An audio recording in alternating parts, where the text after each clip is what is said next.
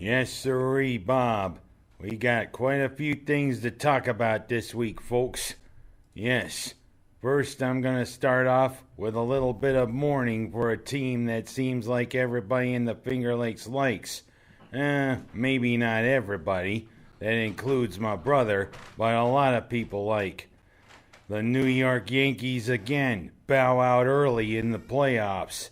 Yeah, they make the playoffs as the AL wild card, but of course, they play their old rivals, the Red Sox, in the wild card game. And what happens? The Red Sox win with a walk-off.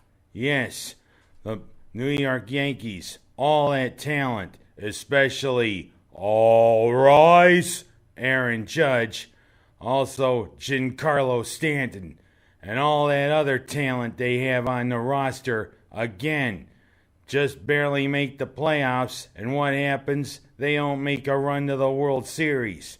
Who's to think that Aaron Boone's soon to be on the unemployment line?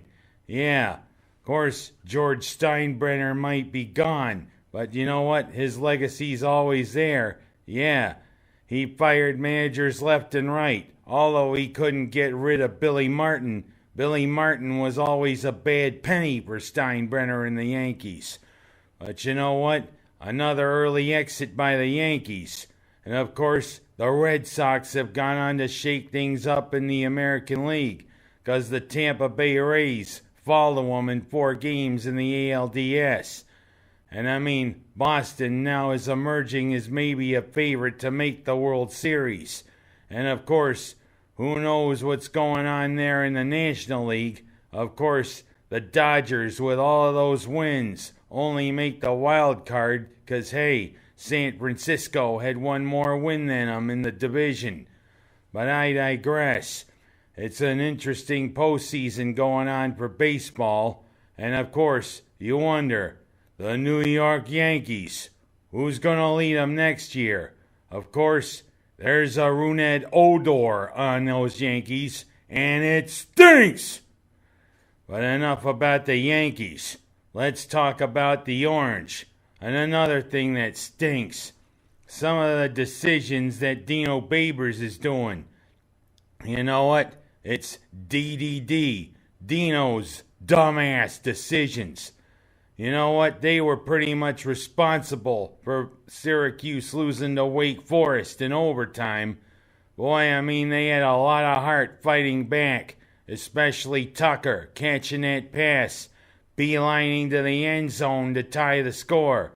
But you know what? It seems as though Dino makes some really dumbass decisions no matter what the game. Especially taking a holding call when he should have declined it and forced the punt. Yeah, I know it's sexier for 3rd and 23, but you know what? It's even unsexy for you to give up a first down off of that. And also some of the other decisions. The punting right now is horrible.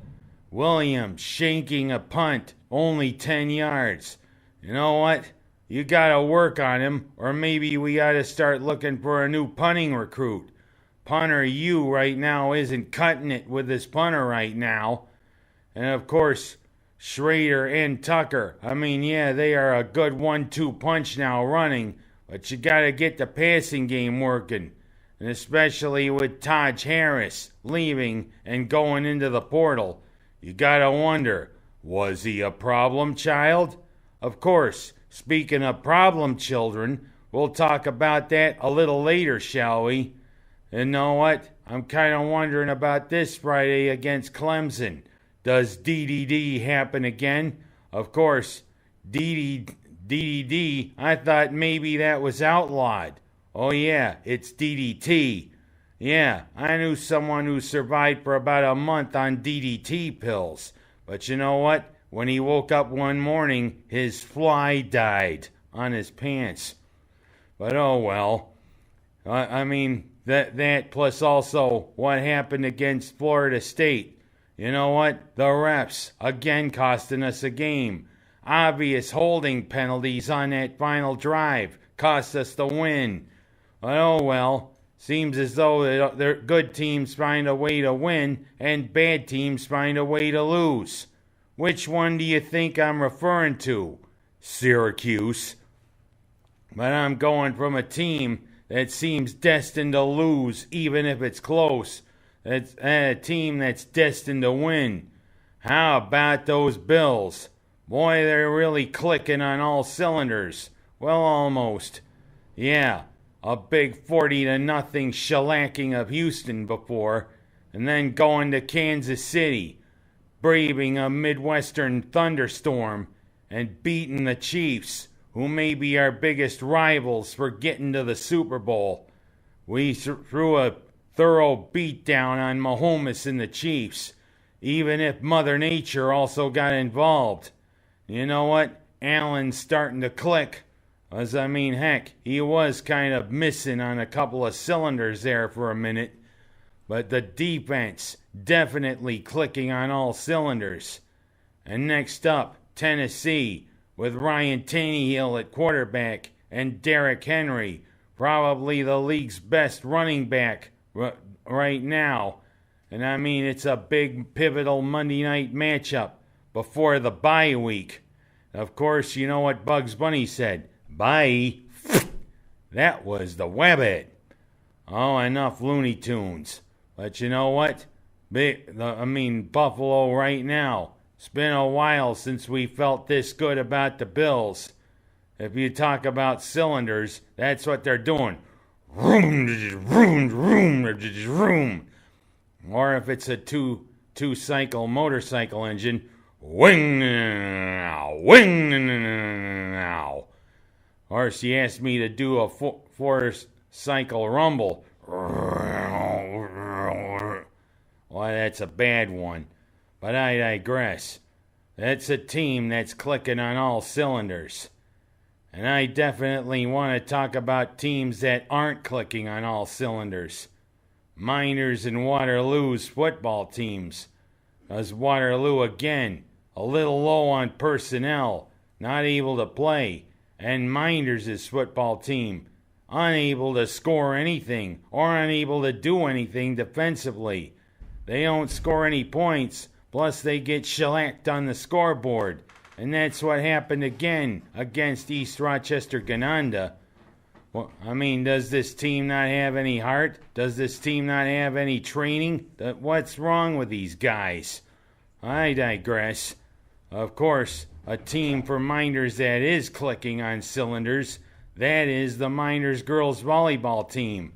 Two big games coming up against the daughters of the Mama Jammas, as I like to call them, Waterloo, and of course Honeyway on consecutive nights.